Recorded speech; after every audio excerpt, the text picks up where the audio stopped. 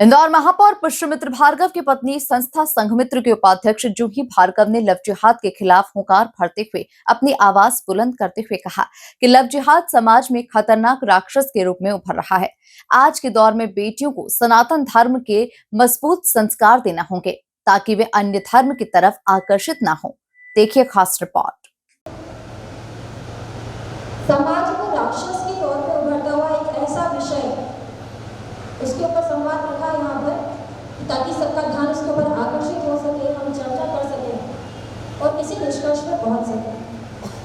हमारी मिली दिन आपके समक्ष कोर्ट के इतने सारे संविधान, कोर्ट में इतने सारे जो जजमेंट्स होते हैं, उनका आपको उदाहरण दिया और उनके अंतिम बात आपने ध्यान से सुनी होगी कि सतर्क रहना बहुत आवश्यक है। सतर्क है तो सुरक्षित है।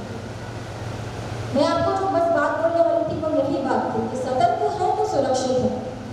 कहने का मतलब ये कि हमारी बेटियों को जिस तरह हम शाकाहारी होने का संस्कार देते हैं अपने घरों में, जिस तरह पूजा करने का संस्कार देते हैं, उसी तरह हम उन्हें ऐसे संस्कार दें शुरू से ही, अपने धर्म से जोड़ के रखने का प्रयास करें ताकि वो किसी अन्य धर्म के प्रति इतनी आकर्षित ना हो जाए कि उन्हें अपना धर्म कमजोर लगने लगे। तो ये हमारी जिम्मेदारी है कि अपने बच्चों को अपने धर्म से बांधे रखना, उसकी परंपराओं से उसे अवगत कराना, उसके नियम कानून रूढ़ियाँ उसके ऊपर थोपना नहीं, उसे उसके पीछे का साइंस समझाना। पहले हुआ करता था कि अगर हम पूछते थे कि ये चीज़ें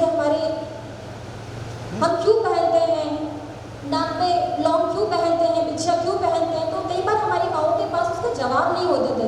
लेकिन धन्य है इंटरनेट, सबके पास जवाब है। यदि आपको मालूम है तो अच्छी बात है, नहीं मालूम है तुरंत गूगल कीजिए और अपनी बच्ची को समझाइए कि हमारा धर्म किस प्रकार से इन चीज़ों का पालन करता है, क्यों पालन करता है। छोटी सी चीज़ एक और बोलना चाहूँगी।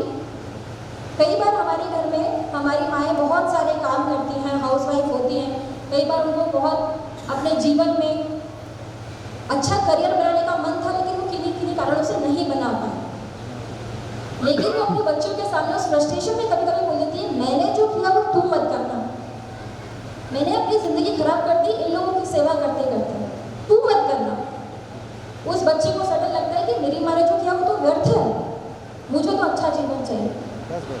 कोई लड़का आता है, उसे सब जो बात दिखाता है, अपन कश्मीर की वादियों में रहेंगे, शिकारे में घूमेंगे, वो आकर्षित होती है।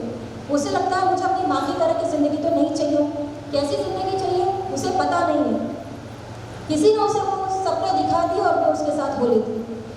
लेकिन ये बात मैं यहाँ पे क्यों कर रही हूँ?